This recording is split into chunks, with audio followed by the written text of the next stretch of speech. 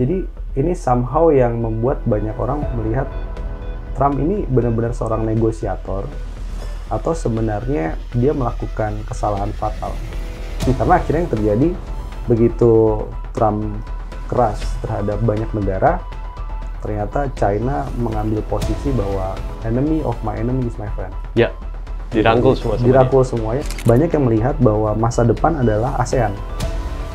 Jadi perdagangan intra-ASEAN ini bisa memecah kebuntuan juga. Asalkan kita tahu ya bahwa negara ASEAN jangan dilihat selalu menjadi kompetitor, tapi bisa menjadi salah satu peluang.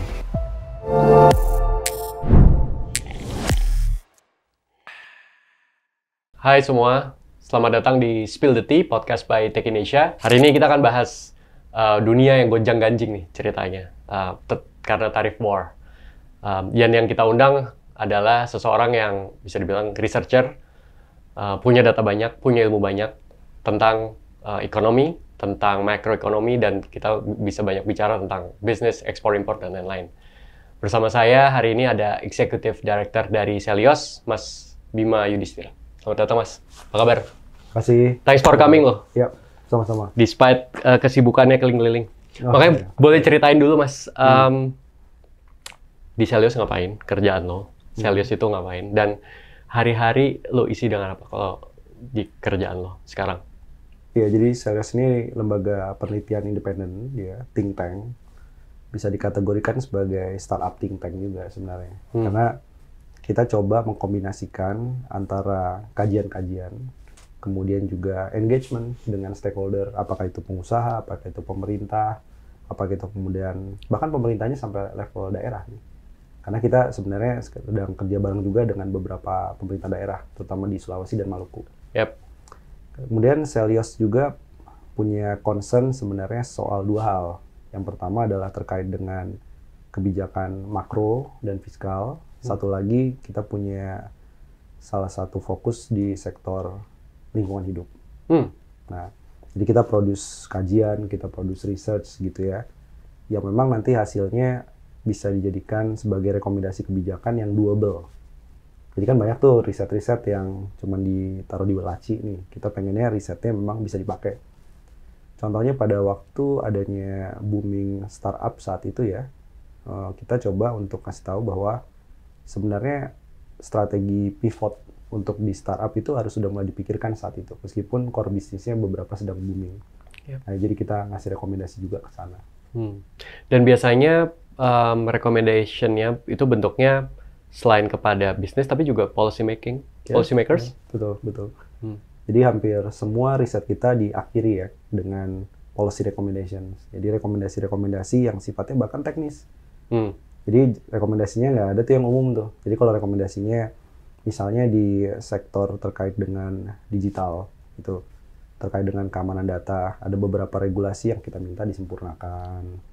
Kemudian soal yang lagi heboh sekarang, soal GPN, kemudian QRIS, itu kita juga kasih rekomendasi bahwa tolong masalah GPN dan QRIS nggak usah dibawa dalam meja negosiasi dengan Trump.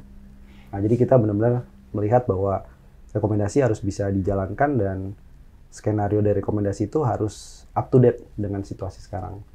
Jadi kita coba membedakan antara riset yang kayak di jurnal ya, jurnal ilmiah tuh penting banget. Tapi jurnal ilmiah tuh bisa sampai 2 tahun reviewnya. Yeah. Sementara kebijakannya udah berubah. Jadi kita coba untuk mengisi gap, bikin riset yang memang langsung bisa dipakai saat itu juga oleh policy makers. Tadi udah langsung disinggung sama Mas Bima tentang Trump. Banyak orang ngomongnya Trumpism, right?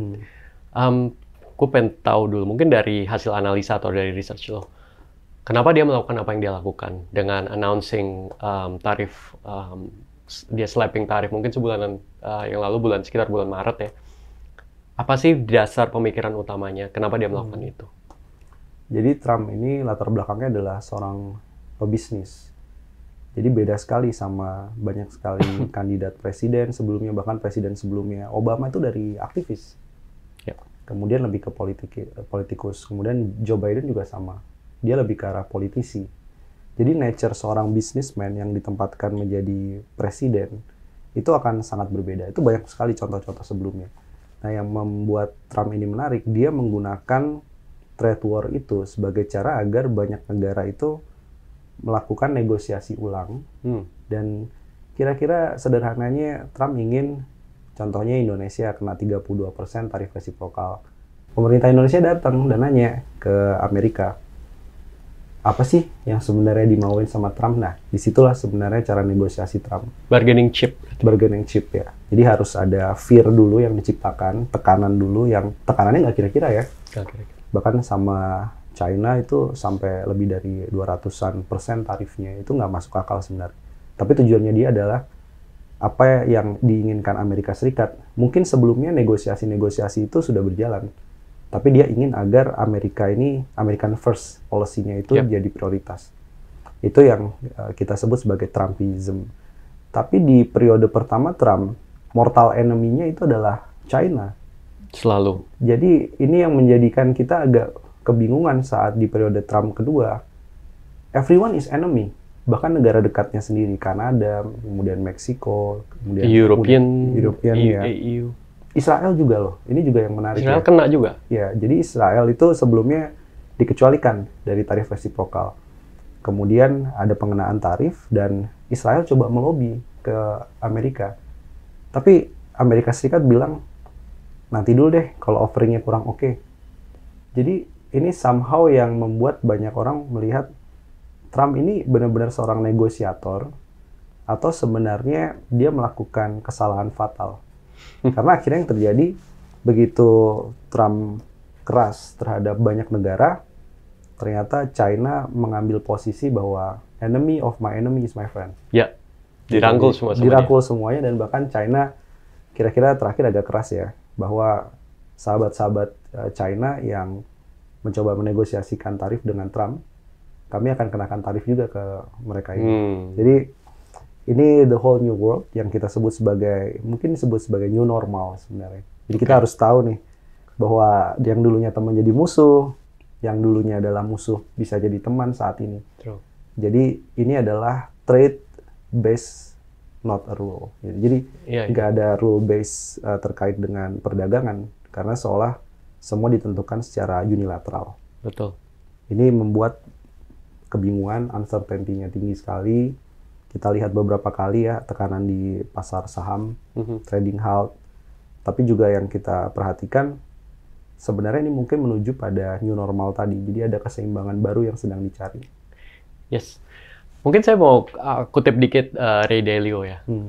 Dia punya New World Order teori yang dia lihat historically ke belakang. Beratusan tahun ke belakang, keseimbangan baru akan muncul pada saat setelah terjadinya biasanya perang terjadi biasanya karena ada superpower baru yang akan muncul. Perang Dunia Kedua, superpower baru muncullah USA sebagai pemenangnya, dan sejarah ditulis pemenang habis itu kan. Sebelum-sebelumnya juga di revolusi sebelumnya, perang-perang sebelumnya juga seperti itu.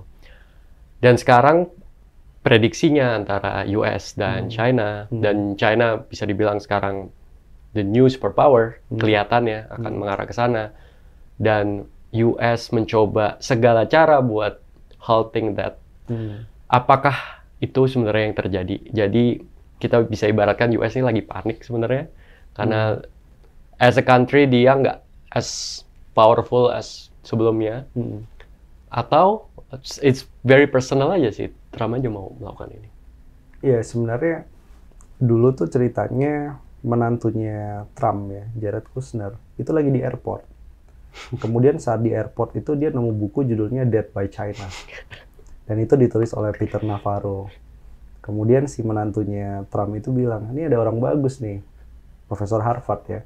Dia nulis buku Dead by China. Dan itu salah satunya memprediksi bahwa Amerika Serikatnya selama ini terlalu banyak memberikan konsesi, teknologi, kemudian intellectual property itu kepada China, dan membiarkan China growing too fast. Sehingga ini harus ditahan, kalau nggak dead by China. Sebenarnya yang disebut dead by China itu adalah Amerika Serikat. Sejak saat itu ditelepon, yaudah ketemu deh sama Peter Navarro. Dan sampai sekarang, between Elon Musk dan Peter Navarro, ternyata betul.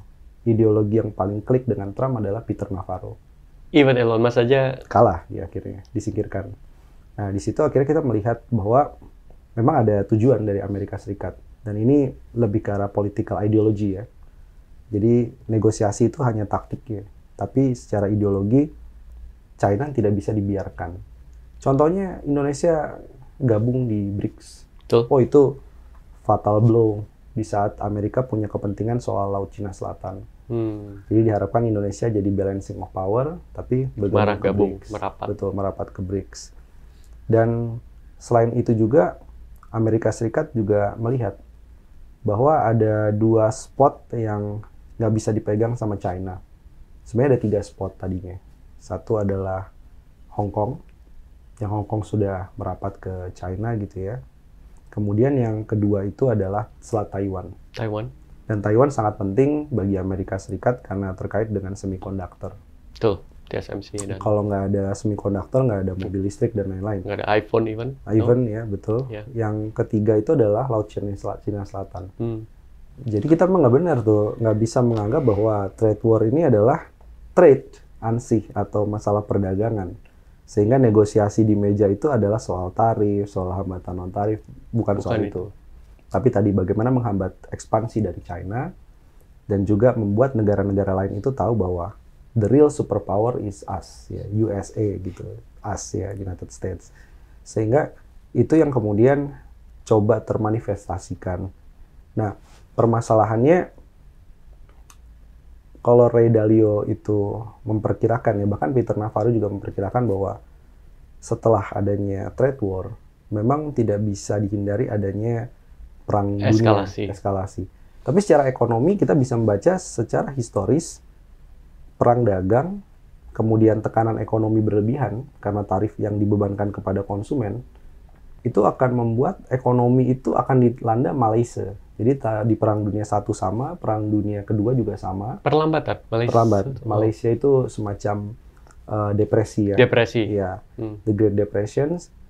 Kemudian banyak negara itu mengalihkan industri-industri yang terkena dari perang tarif tadi, otomotif, elektronik, itu diubah menjadi industri pertahanan. Jadi defense industry. Akhirnya masuknya ke pertahanan semua. Nah, ini gejala-gejalanya kita lihat sudah ada ya di banyak negara. Jadi semoga Indonesia nggak ikut-ikutan ke sana, tapi di Jerman misalnya mereka mengubah beberapa industri otomotif itu menjadi industri pertahanan atau alutsista.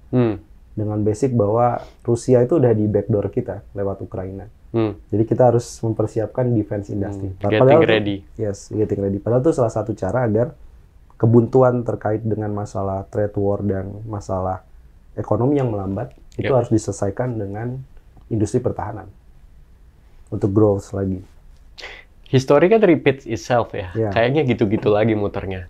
Tapi kalau mungkin ya, menurut pendapat saya, konstelasi perdagangan dunia, hubungan dunia itu sekarang udah jauh beda dibanding let's say like 100 years ago, pada saat mau Perang Dunia Pertama atau Kedua. Karena sekarang kita udah jauh lebih global. Semua orang terkoneksi. Kalau dulu kan each on their own lah kira-kira ya. Setiap negara punya ininya sendiri-sendiri. Paling mereka kesukuan aja. Jadi sesama Balkan sama Balkan, sesama kita orang Melayu, mungkin Indonesia, Malaysia. Tapi sekarang arguably semua orang udah terkoneksi. Banyak orang kita di luar, banyak orang luar kita dan sebagainya. Eskalasi itu apakah masih mungkin terjadi menurut Mas Bima, karena hubungannya sekarang udah beda nih, orang melihat sesama orang lain udah beda gitu. Iya, sebenarnya selalu ada jalan ketiga, dan ini memang sejarah bisa kita lihat sebagai lesson learned, sebagai pelajaran, tapi dengan konteks yang sekarang. Nah, apa konteks sekarang? Jadi persis pada waktu ketegangan blok Barat dan blok Timur, pada waktu Perang Dingin saat itu, berarti kan setelah Perang Dunia Kedua. Yes. Soekarno berpikir hal yang sama. Ini tahun 50-an, 60-an? Iya, tahun 50-60-an itu berpikir hal yang sama. Gimana ya kalau sebenarnya nggak perlu terjebak nih pada perang raksasa blok Timur dan blok Barat, kita bikin blok netral atau blok sendiri. Non-blok akhirnya. Dan kemudian lahirlah Konferensi Asia Afrika. Jadi tahun ini adalah 70 tahun peringatan Konferensi Asia Afrika. Atau Bandung Conference. Dan sebenarnya ini bisa dimanfaatkan oleh banyak negara, termasuk Indonesia. Karena di Afrika itu orang tahu Indonesia Soekarno, batik, satu lagi adalah Bandung katanya, Bandung Conference. Jadi kalau lihat Bandung itu bukan belanja di Bandung, tapi sampai hari ini di Latin Amerika itu banyak yang bilang, kapan nih kumpul lagi seperti kumpul di Bandung. Jadi banyak yang mengidamkan gerakan non-blok itu termasuk non-blok dari sisi kegiatan ekonomi. Tadi ya memang situasinya sekarang Timur Tengah. Dulu dipandang sebagai tempat konflik, tapi Timur Tengah yang mana? Exactly. Buktinya Timur Tengah di GCC itu Gulf country itu banyak sekali yang sedang berkembang mengarah kepada teknologi advance, mengarah pada green industry juga. Dan kita lihat misalnya Asia Selatan. Asia Selatan banyak juga yang growing-nya cukup bagus. Yeah. Bahkan di antara superpower Amerika dan China ada India di situ. Jadi dunia yang serba multipolar ini sebenarnya menjadi peluang. Dan kita nggak perlu terjebak tadi ya, terlalu fokus negosiasi dengan Trump saja. Dan kita melewatkan momentum konferensi Asia Afrika. Harusnya kan dikumpulkan semuanya di Bandung untuk bilang bahwa oke deh kalau gitu, gimana kalau perdagangan antara negara-negara Asia Afrika plus Amerika Latin ditambah, itu diperkuat. Dan itu sebenarnya sebagai salah satu bergen yang dimiliki Indonesia. Jadi memang dunia sekarang chaotic, tapi selalu ada jalur ketiga tadi. Bahkan mungkin the optimist say ini saat yang tepat untuk leveling the playing field ya. Karena pada saat semua chaos ya. Oke, sekarang masuk ke situ. Tantangan dengan adanya perang tarif ini, dan itu across the world, hampir semua negara kena. Semua negara lah hitungannya.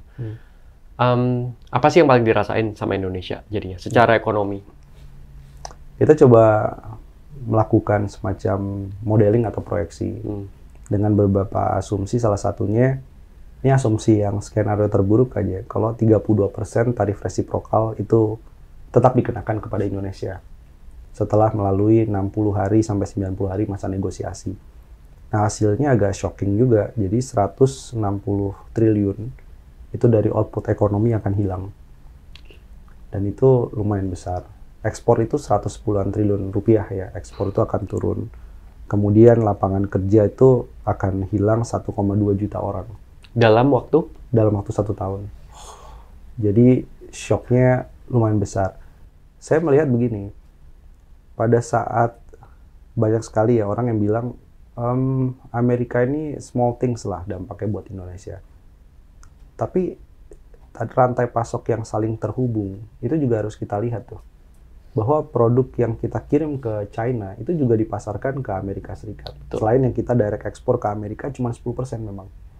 Dan kita direct import dari Amerika, yang impor langsung itu cuma sekitar 4-5%. Itunya kecil sebenarnya. Itunya kecil. Tapi begitu kita ngomong rantai pasok. Rantai pasok baru kelihatan di titik mana yang sebenarnya kita rentan.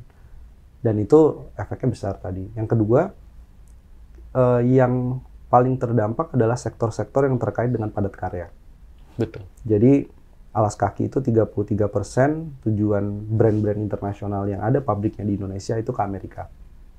Kemudian 61%, bahkan ada yang sampai bilang 67%. Datanya memang variatif, tapi 61-67% untuk aparel, baju itu ke Amerika Serikat. Dan yang menarik adalah nggak semudah itu kita bisa shifting baju-baju tadi untuk dijual di pasar domestik. Dari segi pricing nggak masuk. Jadi kita coba cek baju-baju merek-merek internasional, branded yang diproduksi di pabrikan Indonesia. Ini memang tujuannya pasar Uni Eropa dan pasar negara maju, Amerika. Memang tidak untuk dikonsumsi, orang Indonesia. Orang Indonesia. Karena dari segi labor cost dan dari segi kualitas, itu sebenarnya bagus. Sementara kalau kita lihat nih di factory outlet, kemudian retailer, brand-brand yang ada di Jabodetabek dan kota-kota besar Surabaya itu sebagian besar made in-nya Vietnam, Kamboja, Bangladesh. Jadi kalau kita absorb barang yang tadinya nggak bisa ekspor ke Amerika karena tarif ke dalam negeri, kita berhadapan dengan produk-produk lain yang jauh lebih murah. Itu baru di brand yang sama.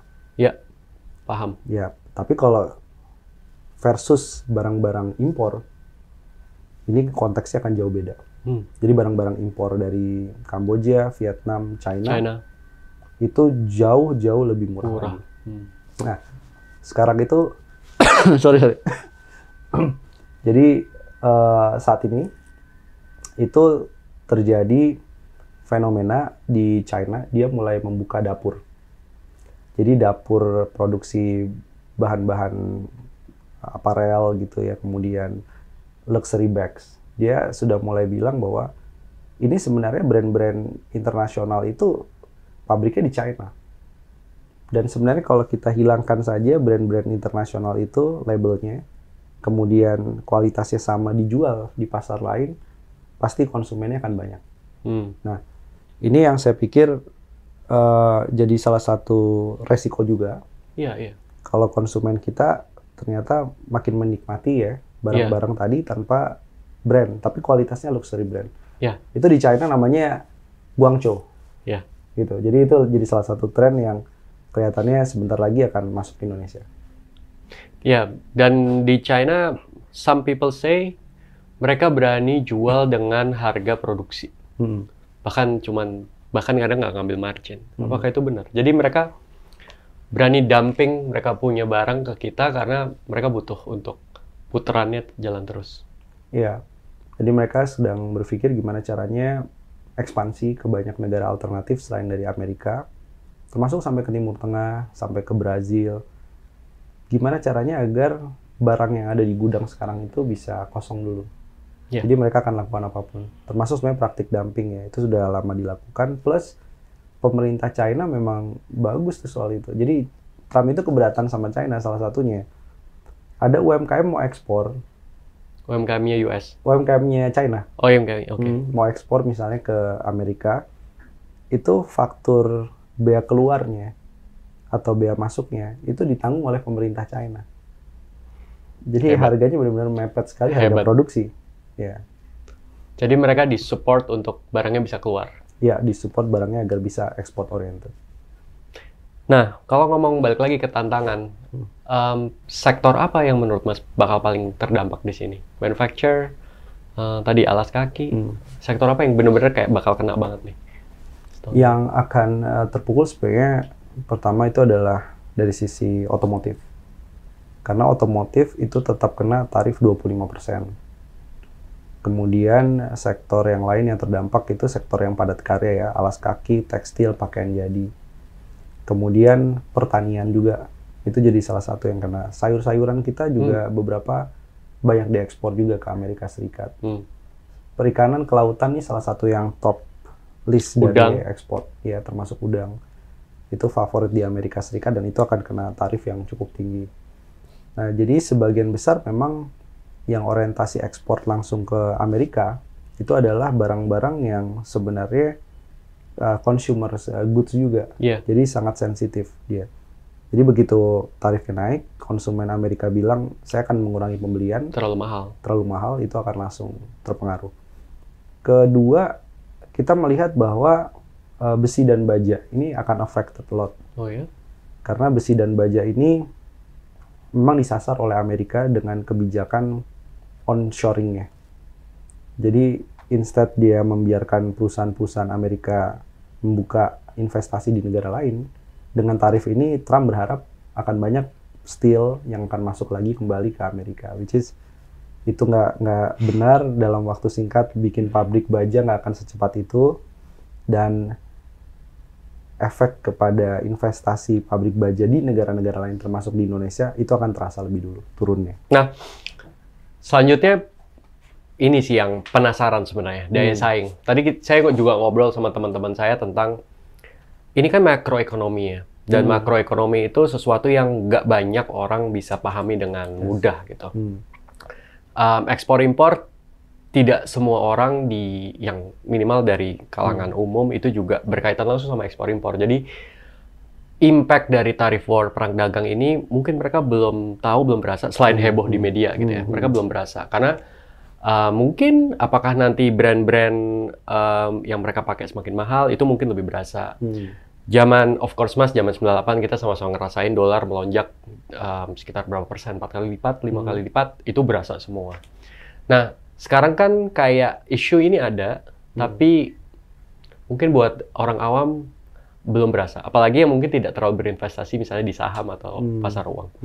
Nah, tapi pertanyaannya itu, seberapa besar impact dari tarif war ini juga ke kita bilang UMKM misalnya, atau ya bisnis sehari-hari, general trade, our daily consumption, itu seperti apa sih kira-kira? Iya, sebenarnya efeknya sudah mulai dirasakan ya. Kalau kita lihat, paling gampang tuh dirasakan masuknya banyak barang-barang impor tadi yang udah mulai cari pasar alternatif. Itu not a good idea. Karena saya sudah cek misalnya di Bandung, gimana kita ngelawan kaos yang harganya cuma Rp10.000. Sementara ongkos produksinya udah 30-40 ribu, itu paling murah.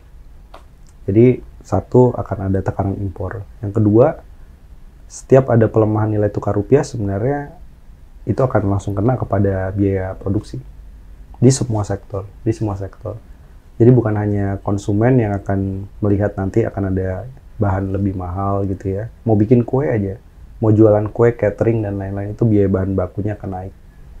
Kemudian juga kita melihat adanya efek dari kebijakan-kebijakan pemerintah yang mulai melakukan efisiensinya semakin dalam. Itu juga salah satu implikasi. Kenapa? Trade war, perang dagang, sederhananya ekspor turun, berarti pendapatan turun. Bagian berkurang.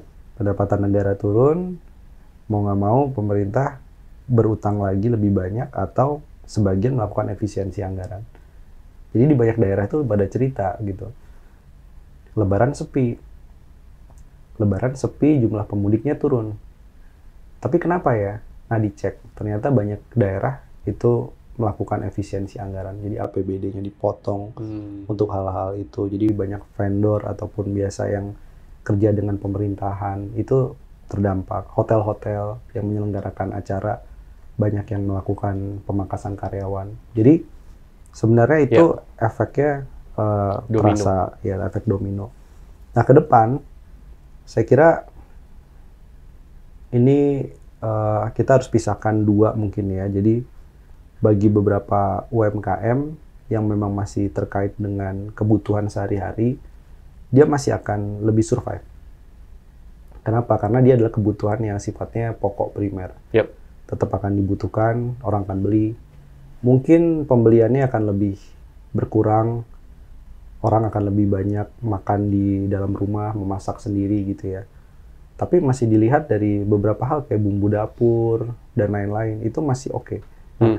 Tapi yang terkait dengan cyclical, jadi kita bedakan ada dua, jadi yang jualan basic goods dengan yang cyclical. Yang cyclical itu sensitif ke naik turunnya ekonomi. Contoh apa? Penjualan AC. Itu sebagian, ya udah kalau nggak pakai AC kenapa? Pakai kipas angin dulu sementara gitu. Atau kalau nggak rusak-rusak banget nggak usah ganti. Ya kalau nggak rusak-rusak banget nggak usah ganti, servisnya juga jadi berkurang. Nah, yang sensitif itu adalah perlengkapan rumah tangga, dan itu juga terrefleksi. Contohnya, rumah itu kebutuhan primer apa kebutuhan sekunder? Hari ini itu kebutuhan sekunder.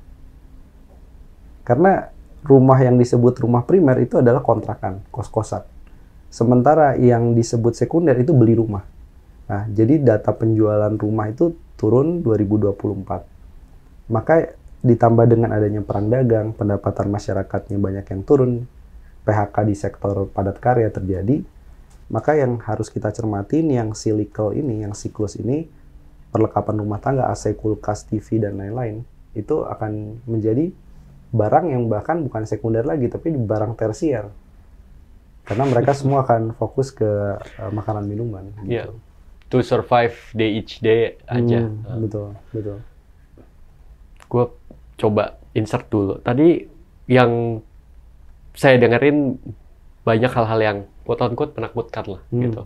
Tapi dari Mas sendiri gimana? Lo kan udah I think udah meneliti pergerakan ekonomi udah cukup lama ya. Nggak cuman kali ini aja juga ada krisis gitu.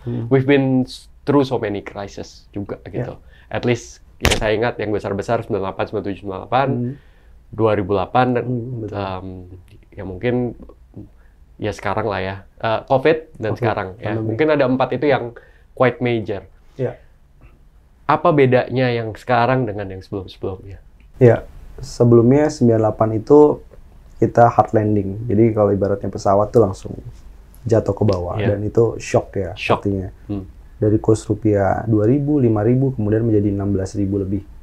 Hanya dalam waktu yang cukup singkat. Tapi kemudian 2008 itu sebenarnya lebih ke arah skenario soft landing. Jadi ada bank yang kemudian di bail out, tapi tidak bisa menjadi sistemik karena memang saat itu yang kena adalah sektor keuangan. Betul. 2013 itu ada taper tantrum dan mulai bibit krisis utang di Eropa. Oke. Itu saat itu skenarionya lebih ke arah soft landing. Jadi pesawat turunnya pelan-pelan, Indonesia nggak terlalu terdampak. 2020 itu hard landing sebenarnya. COVID sebenarnya ya. COVID sebenarnya. Jadi begitu terjadi penurunan tajam di berbagai aktivitas ekonomi, setelah itu harapannya kita akan rebound, membentuk huruf V ya. Iya. Tapi ternyata yang terjadi sekarang ini mirip seperti huruf L. Jadi hard landing pada waktu COVID, pada waktu mau balik lagi dia menjadi soft landing lagi nih. Karena ekonomi banyak indikatornya dibandingkan sebelum pandemi kurang begitu bagus. Nah, saat ini sepertinya skenarionya adalah skenario soft landing. Jadi uncertainty ada. Tapi kita lihat misalnya aktivitas masyarakat. Ada yang aneh, contohnya di sektor properti. Properti mana sih sebenarnya yang turun tadi? Yang akhirnya dari kebutuhan primer jadi kebutuhan sekunder. Itu adalah yang kelompok middle sama bottom. Jadi kelompok kelas menengah, kelas bawah itu mereka memang betul-betul saat ini ngerem dan memang uangnya semakin tipis. Sementara data penjualan rumah residensial untuk yang kelas atas itu tumbuhnya di atas 10%. Year on year. Year on year. Wow. Ya. Jadi ini ada fenomena yang harus kita rinci lagi perbarannya. Kemudian kita juga lihat misalnya ada trade war. Tapi Trump, sebrutal-brutalnya Trump mengajak semua negara berperang dalam konteks tarif, ternyata dia juga bilang, ada loh yang dikecualikan. Yang dikecualikan tuh salah satunya adalah bahan baku farmasi. Jadi seolah semua bisa kena, otomotif kena, elektronik kena, semua kena. Tapi tolong, untuk bahan baku farmasi kita bebaskan dari tarif resiprokal. Jadi nggak kena 32%. Oke. Jadi bahan baku farmasi ini yang akan growing sebenarnya di Indonesia. Kebutuhan domestiknya memang masih besar karena inflasi kesehatan terus naik. Dan BPJS Kesehatan itu 1 tahun itu klaimnya 175 triliun. Butuh obat banyak dong, intinya begitu. Jadi bahan baku farmasi. Ekspornya Amerika Serikat, tadi karena dikecualikan, ini kita bisa genjot habis-habisan untuk ekspor tadi. Dan Indonesia ini adalah negara dengan biodiversity yang paling besar, salah satunya di dunia. Artinya adalah biodiversitas besar. Jenis tanaman obat-obatan di Indonesia itu paling banyak, gak ada kurang-kurangnya. Dan semua negara membutuhkan itu. Jadi Trump tahu, boleh semua diperangi kecuali ini dan harapannya Indonesia bisa mengisi untuk ekspor lebih banyak lagi. Selain itu, kita juga melihat hilirisasi contohnya. Ini juga yang menarik. Hilirisasi. Hilirisasi itu sebenarnya dikecualikan dari tarif resiprokal 32%. Karena tarif 32% tidak berlaku pada sumber mineral yang tidak diproduksi atau kurang diproduksi di Amerika Serikat. Amerika Serikat itu punya nikel, tapi reserve-nya nggak sebanyak Indonesia. Nah, sementara Indonesia harusnya manfaatkan peluang ini untuk lebih banyak ekspor nikel olahan. Nikel olahan tuh paling ada 3, ferronikel, nikel pig iron, satu lagi adalah nikel mate, ini untuk bahan baku baterai. Jadi mau Amerika nanti mau mengembangkan mobil listrik, mobil basis hidrogen, mobil basis combustion engine atau BBM, itu semuanya pasti membutuhkan bahan baku mineral dari Indonesia. Selain itu juga ada yang dikecualikan spesifik adalah soal tembaga. Tembaga ini kebetulan mungkin Amerika tahu ya dia butuh tembaga dan investasi Amerika di Indonesia melalui Freeport cukup besar. Jadi itu juga bisa, asalkan tembaganya jangan konsentrat, tapi tembaga pengolahan. Dan banyak sekali jenis dari olahan tembaga untuk kabel, listrik, dan lain-lain. Amerika mengecualikan itu dari tarif resiprokal. Apalagi yang dikecualikan dari perang tarif itu salah satunya adalah timah juga dikecualikan. Jadi ini sebenarnya di tengah kegelapan dunia secara umum dan outlook ekonomi yang memang agak rendah tahun ini, winter is coming gitu kira-kira, tapi sebenarnya ada secercah cahaya nih. Nah, Indonesia cerahnya di mana kan harus kita lihat nih. Nah, Indonesia cerahnya adalah di beberapa barang yang sebenarnya masih bisa masuk di tengah situasi itu. Kemudian kita juga ngelihat potensi di dalam negeri itu dengan pasar yang cukup besar gitu ya Indonesia. Ini sebenarnya kita bisa menjadi tuan di rumah sendiri dalam beberapa hal, termasuk soal pangan. Jadi kita dukung sekali tuh soal masalah ketahanan pangan dan swasembada pangan itu bagus. Asal implementasinya juga inline.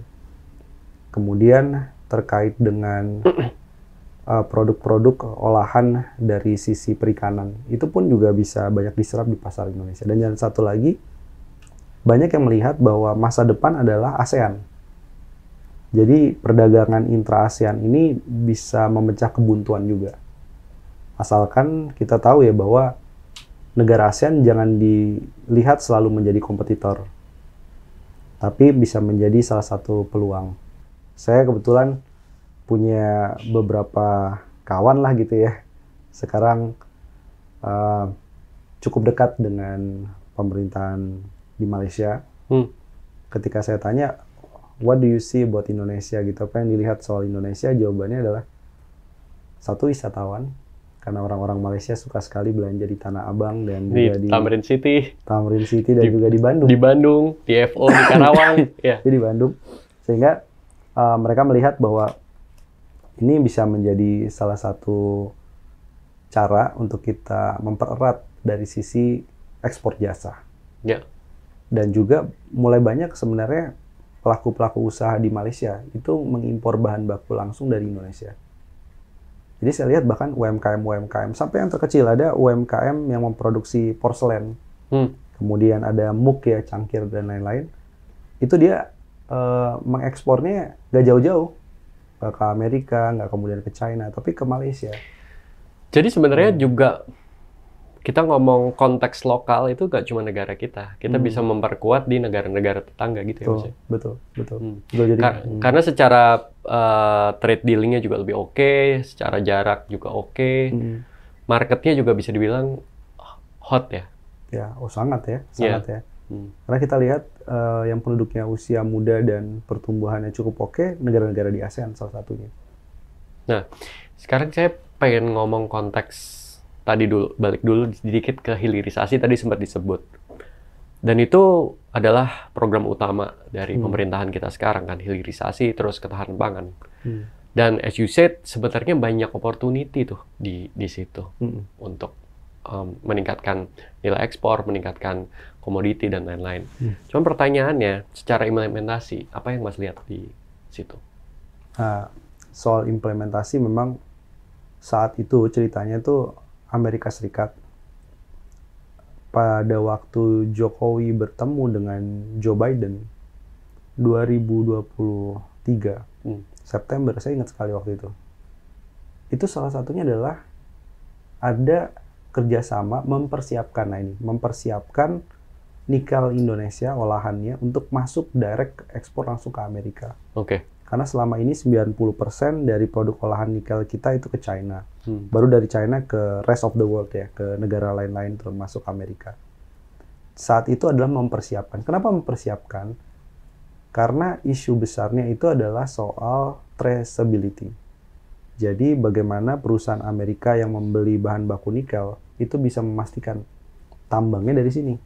Smelternya dari smelter yang ada di Morowali misalnya.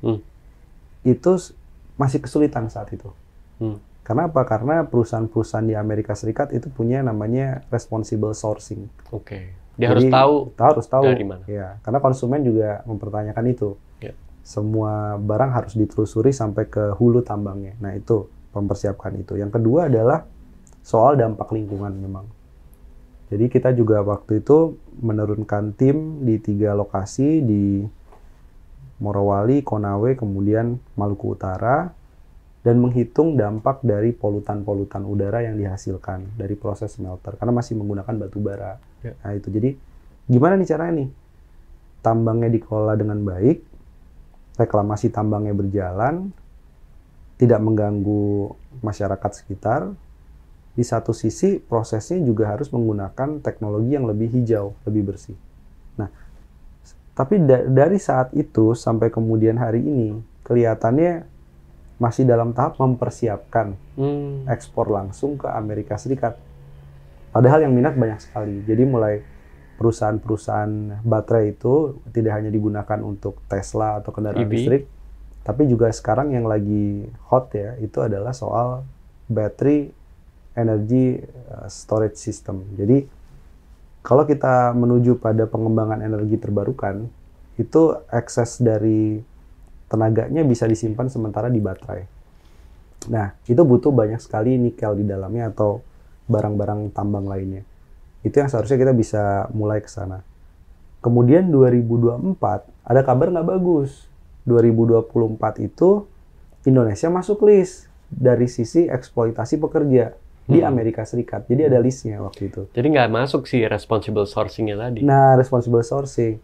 Waktu itu kita bilang ke pemerintah, ini gini aja deh, kita pisahkan nikel itu menjadi dua.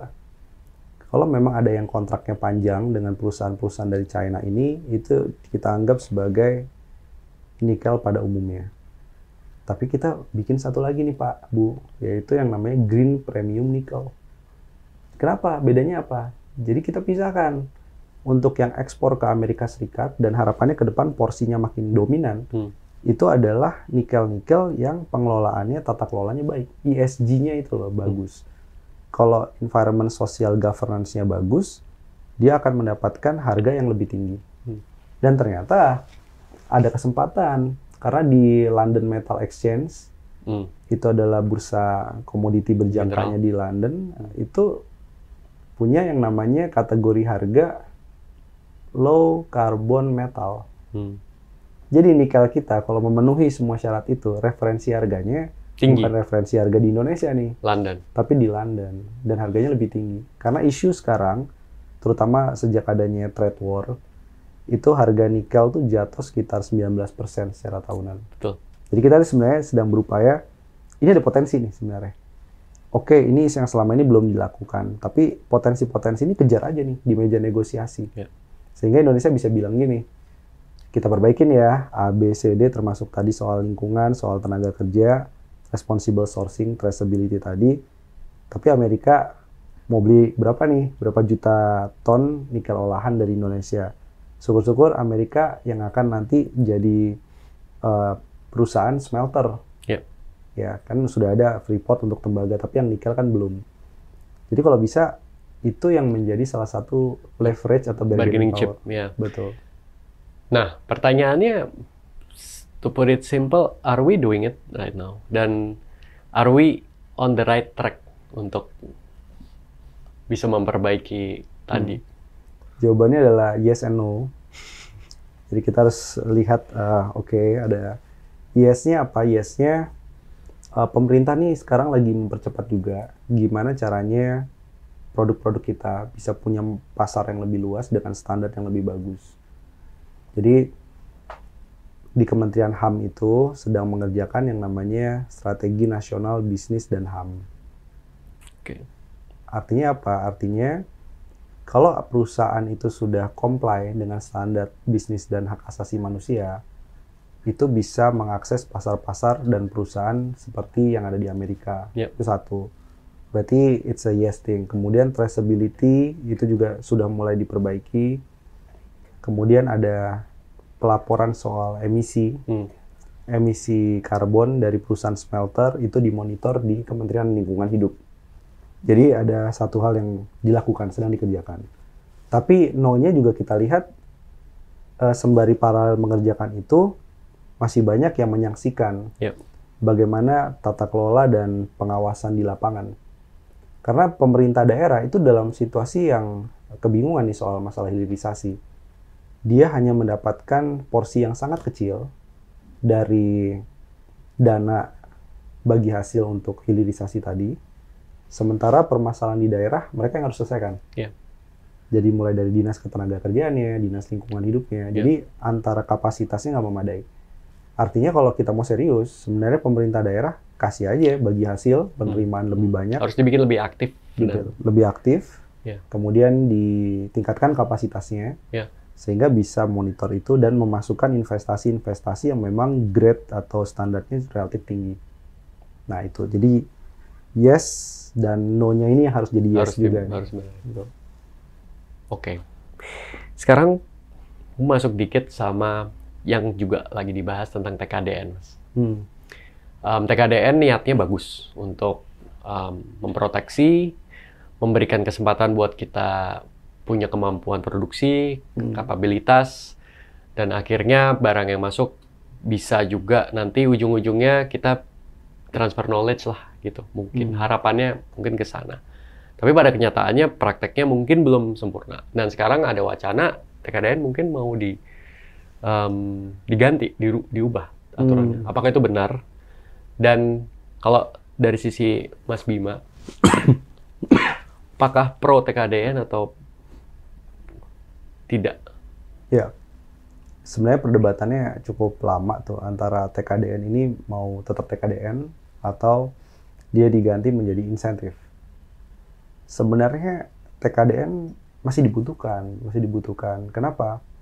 Karena banyak perusahaan-perusahaan itu yang sudah punya pabrik di Indonesia, dia comply patuh dengan TKDN, karena memang sudah ada perusahaan domestik yang mensuplai bahan baku lokal. Atau komponen-komponen lokal. Okay. Itu artinya TKDN yang mana dulu nih? Nah, tapi ada juga yang kebijakan TKDN-nya keliru atau kurang tepat. Contohnya, jadi dalam konteks misalnya ayo kita ke transisi energi karena kita ingin go green, kita ingin mengurangi emisi karbon, bring more job gitu ya untuk energi terbarukan.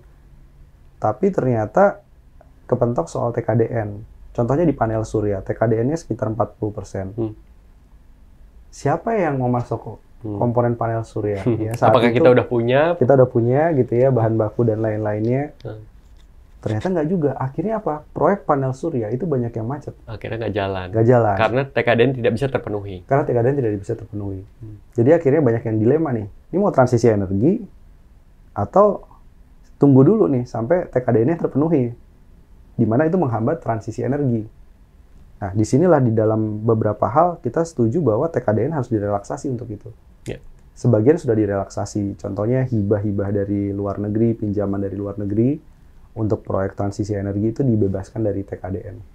Nah, tapi kalau dilihatnya bahwa semua TKDN itu harus dihapuskan, enggak juga. Itu saya kira akan blunder. Dia akan menyakiti hati mereka yang sudah punya komitmen investasi dan comply, kemudian juga merugikan industri-industri lokal yang rantai pasoknya sudah ada. Karena kalau tanpa TKDN berpikir ya buat apa bikin pabrik di Indonesia? Nggak perlu ada lagi pabrik. Iya, lebih baik kita jadi importir. Importir itu enak sekali karena hanya dapat margin katakanlah 10%, 15% tanpa memproduksi. Hanya lisensinya kemudian patuh gitu ya. Itu luar biasa profitnya dibandingkan bikin pabrik itu lahannya dulu, pembebasan lahan 1-2 tahun, belum beberapa diganggu preman dan ormas.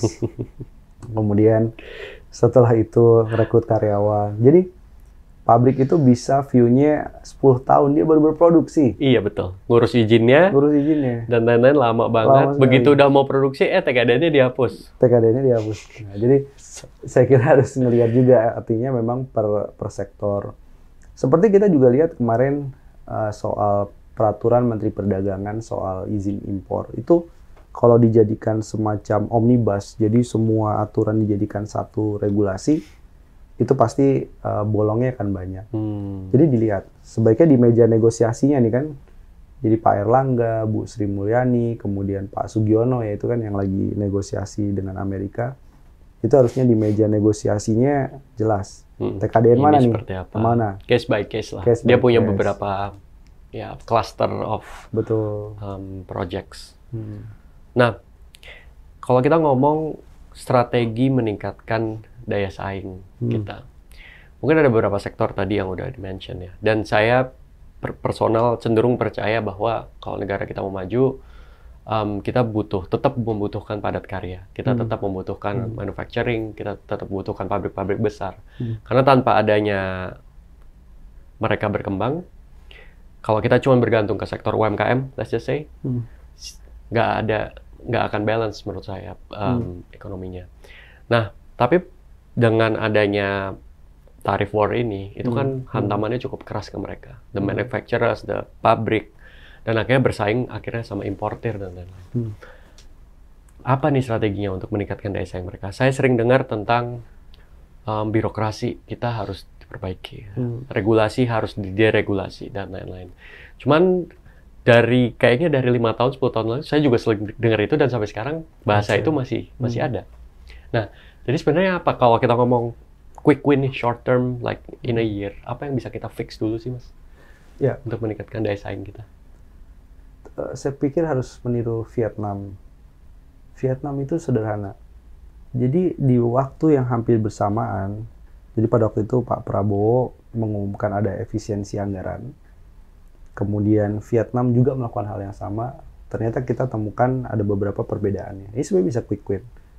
Vietnam itu dasar dari efisiensi anggarannya adalah membuat kementerian itu jumlahnya semakin sedikit. Sehingga ada korelasi efisiensi yang dilakukan birokrasi tadi dengan ease of doing business, kemudahan berbisnis.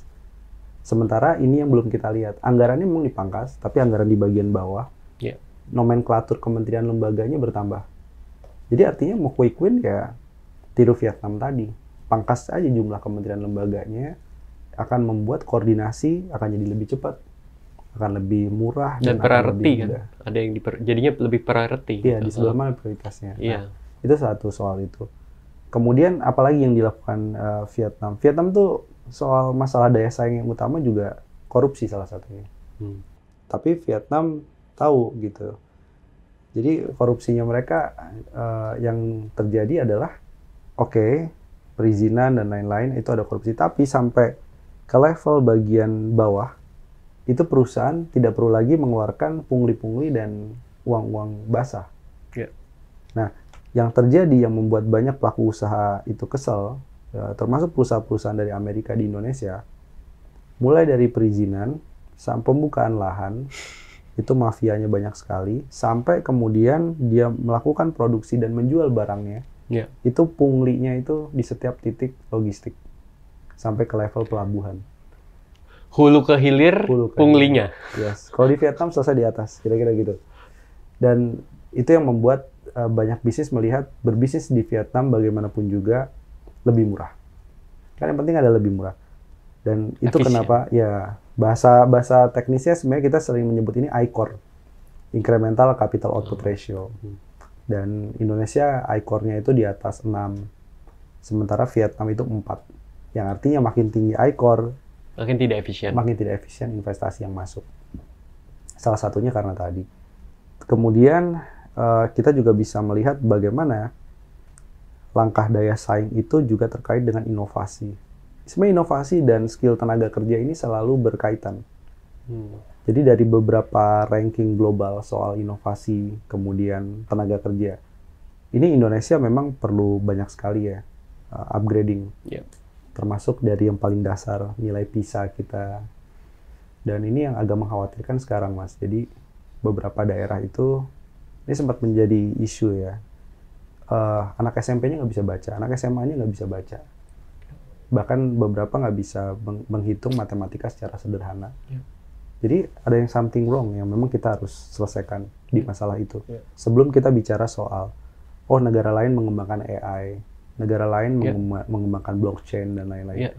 Tapi basic skills, membaca, matematika, berhitung ya, kemudian sains dasar, itu yang kemudian harus menjadi prioritas dulu, startnya dari sana.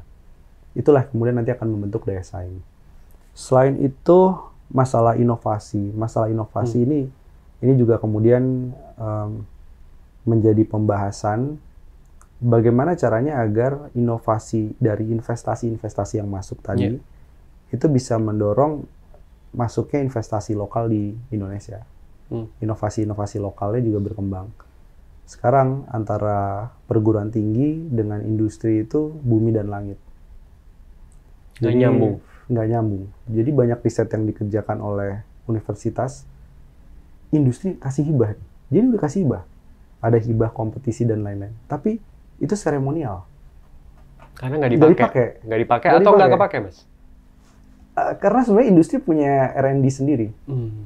Yang sebenarnya dia mengeluarkan cost double. Jadi nggak match ya? Jadi nggak match.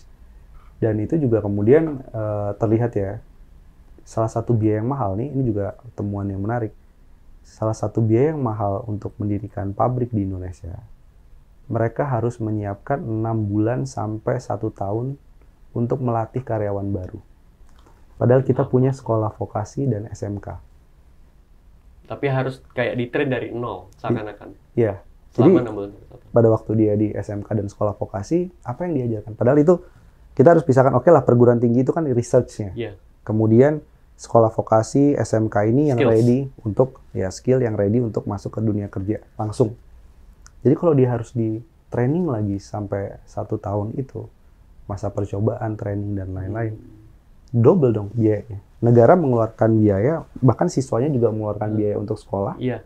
Sementara perusahaan tapi ternyata harus mengeluarkan biaya lagi. Jadi nggak benar-benar siap kerja. Nggak betul-betul siap kerja. Jadi quick win, solve itu. Iya. Gitu. Jadi pengen nanya, itu kan sangat fundamental ya.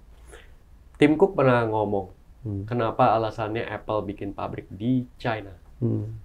Orang-orang berpikir karena cheap labor. Ternyata bukan cheap labor. Karena mereka highly skilled. Mereka paling highly skilled, secara software jago banget, secara infrastruktur untuk membangun mereka juga sudah siap. Karena dia punya berbagai macam robotic machinery untuk membantu. Manufacturing wise mereka paling siap. Jadi kata Tim Cook, untuk ngumpulin high level engineer, mereka bisa ngumpulin kalau di Cina 1 lapangan bola itu penuh.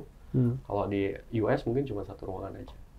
Berarti kita udah ngeliat bahwa the winners will be orang yang at the end of the day, skill ini kan jadi yang utama kan. Ya, betul. Nah pertanyaan sekarang di Indonesia, narasi tentang bonus demografi ini kan selalu digaung-gaungkan. Seakan-akan itu adalah rezeki itu.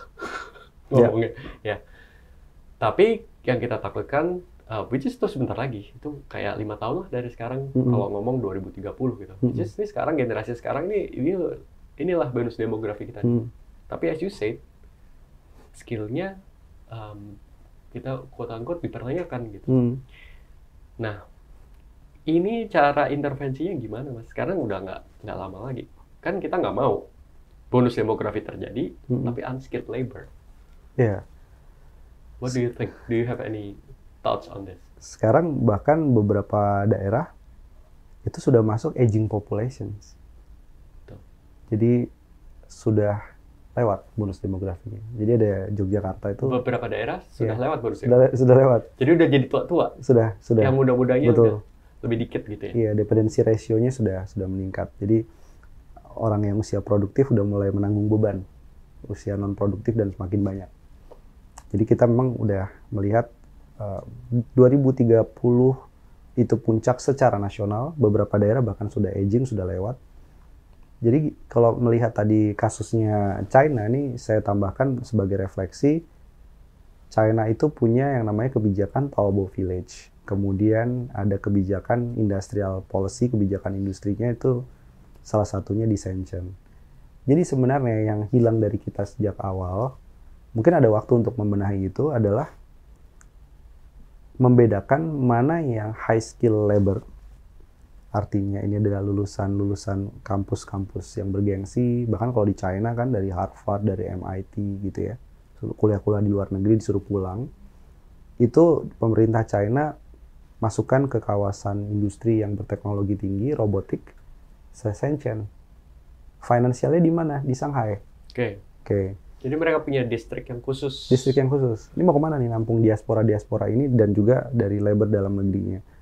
Kemudian bagi mereka yang ingin kembali ke desa, kemudian skillnya mungkin SMK ke bawah, itu dibentuk kampung-kampung yang merupakan spesialisasi memproduksi barang untuk e-commerce dan orientasi ekspor. Taobao itu tadi, Taobao itu Alibaba sebenarnya.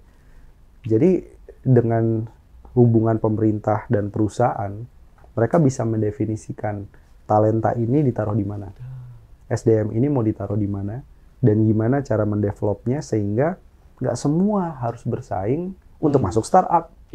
Nggak semua harus bersaing untuk masuk perusahaan manufaktur. Nggak semua menjadi urbanisasi di kota. Kalau di Indonesia nggak semua harus ke Jakarta. Nggak semua harus ke Jakarta. Jadi saya pernah main ke salah satu kawasan industri di Shenzhen itu adalah perusahaan elektronik besar di sana. Memang betul, saya hanya disambut oleh robot dan hanya ditemani oleh pemilik perusahaannya langsung. Di floor pabriknya itu bersih, nggak ada orang.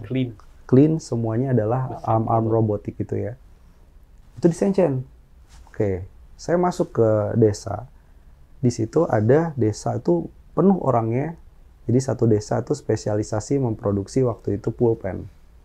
Kemudian hanya berbeda RT, itu RT-nya memproduksi ini semacam sinematografi, fotografer dan lain-lain itu ada di sana. Jadi studio. Jadi pulpen itu dibuat dari RT sebelahnya, kemudian di packing, ada yang spesialis itu masuk dalam RT sebelahnya. Si model itu, jadi yang cantik-cantik ganteng gitu ya, itu disuruh foto tangannya aja padahal ya dengan pulpen dengan berbagai jenis pulpen. Kemudian ada satu lagi desa yang spesialis untuk shipping, untuk pengapalan. Artinya integrasi dari rantai pasoknya ini yang membuat orang betah di desa. Ngapain nyari kerja di kota terjadi tadi? Di desa-desa. Iya. Jadi semacam home industry tapi di clusterized gitu ya? Iya, di clusterized. Dan nanti kalau ekspor dapat insentif tadi ya. Gitu. Jadi itu pada waktu booming, pada waktu awal-awal live streaming. Jadi artinya China sudah memikirkan dengan sangat matang penempatan talentanya, ekosistem yang dibutuhkan, pendanaan yang dibutuhkan. Dan kalau itu bisa terjadi di Indonesia, orang nggak harus berkejaran untuk antri di job fair. Buat apa? Karena saya mau membangun smart farming misalnya. Karena saya melihat sektor perikanan itu salah satu sektor yang masih belum didevelop dengan baik. Jadi tugas pemerintah hanyalah menjadi enabler. Bukan dia program utamanya dari APBN. Bukan. Ya, di China nggak begitu. Nah, itu maksud saya yang harusnya kita bisa kerjakan dari sekarang, mumpung masih ada sisa-sisa beberapa daerah ada bonus demografinya. Kalau udah lewat, nanti mungkin kita ngobrol lagi, tapi obrolannya adalah robot bisa nggak membantu orang tua nih di Indonesia lansia, kayak di Jepang gitu ya. Berarti udah telat tuh bonus demografinya. Aduh, mudah-mudahan masih bisa. Dan saya setuju banget bahwa ya kalau itu dilakukan, setiap orang itu punya mindset untuk membangun wilayahnya, untuk membangun desanya. Karena kita nggak kekurangan orang pintar sebenarnya, tapi mungkin tersentralisasi juga. Dan banyak sekali daerah-daerah yang sebenarnya bisa lebih swasembada, bisa lebih swadaya kalau orang-orang pintar ini mau dan tapi benar harus dimodalin dan dikasih track yang jelas ya Mas. Kalau nggak pasti. Oke, mungkin 1-2 pertanyaan terakhir, Mas. Pertanyaan terkait investment.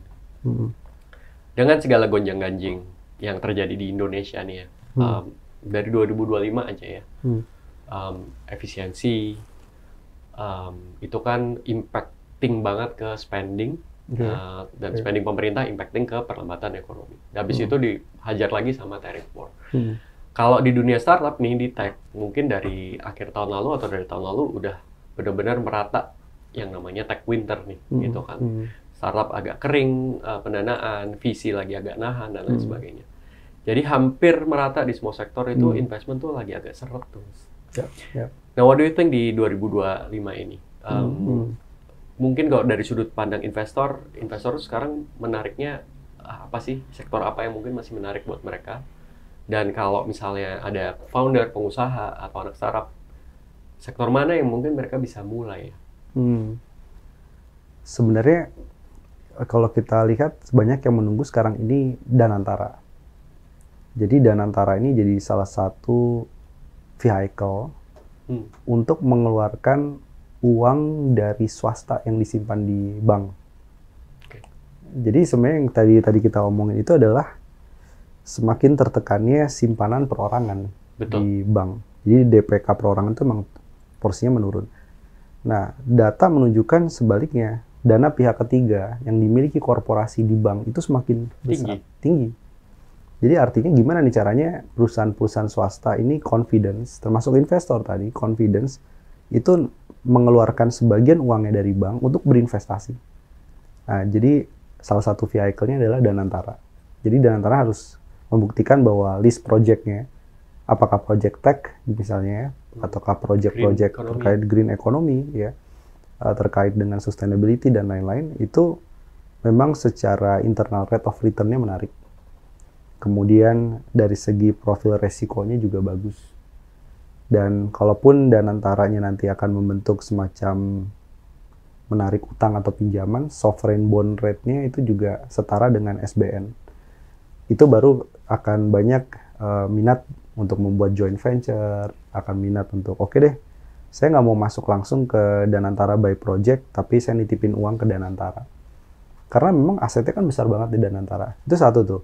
Yang kedua, sebenarnya saya melihat gini, pada waktu tech winter terjadi pasca COVID-19, banyak sekali permintaan dari industri-industri manufaktur itu untuk merekrut X dari engineer yang ada di tech, itu untuk kerja, mungkin salarinya tidak setinggi pada waktu di startup atau di tech industry. Tapi permintaan itu akan selalu ada. Karena manufacturing ini merasa bahwa tech, terutama di sektor jasa, itu melesatnya luar biasa saat itu. Dan banyak inovasi-inovasi di tech itu bisa diserap ke industri manufaktur. Jadi saya lihat nih, manufaktur skala besar, skala menengah, skala kecil, itu masih terus melakukan inovasinya. Artinya mereka akan butuh sebenarnya investasi-investasi di sana. Karena mereka akan prepare ke depan dengan teknologi-teknologi advance, apa yang mau dikejar dengan manufaktur? Efisiensi. Jadi kalau tech-nya bisa membantu efisiensi produksi, mereka akan masuk situ. Jadi saya kira hubungan antara tech dengan manufacturing, terutama tadi yang sifatnya basic, yang nggak kena siklus, itu masih akan terus prospektif. Dan akan semakin dekat ya? Ya. Oke, terakhir Mas. Mungkin skala 1 sampai 10. 1 sangat pesimis, super pesimis, doomsday lah. 10 highly optimistic. Ngelihat ekonomi kita, ngelihat iklim bisnis dan investment kita selama tahun. Anggaplah sampai 2025 berakhir. Lo ada di angka berapa, Mas? 5 lah. 5. Apa yang membuat lo fear dan apa yang membuat lo hopeful?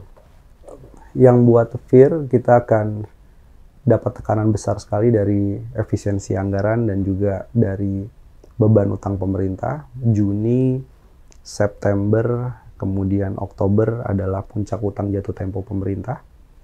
Itu akan mempengaruhi nilai tukar rupiah. Trade wars, apapun yang terjadi, win or not dalam negosiasi, efeknya akan terasa ke Indonesia. Karena negara lain juga akan kena efek dari trade war ini.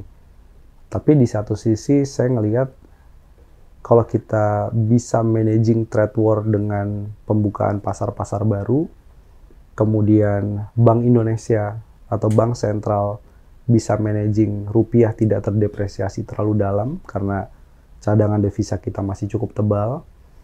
Di satu sisi lagi, saya masih percaya bahwa the worst condition in Indonesia, spirit entrepreneurship itu sebenarnya tinggi. Ya. Dan oke, ada sektor informal yang membesar, tapi setidaknya kita selalu dalam setiap krisis, setiap resesi, kita masih berharap masih banyak anak muda punya ide-ide di grassroots itu untuk dia bisa menciptakan lapangan-lapangan kerja baru. Jadi saya masih melihat ada hope. Makanya skornya 5 tadi. Terima kasih banyak Mas Bima. I hope kita ketemu lagi nanti skornya udah 9 atau 10. Ya, amin. Thank you so much. Terima kasih. Thank you.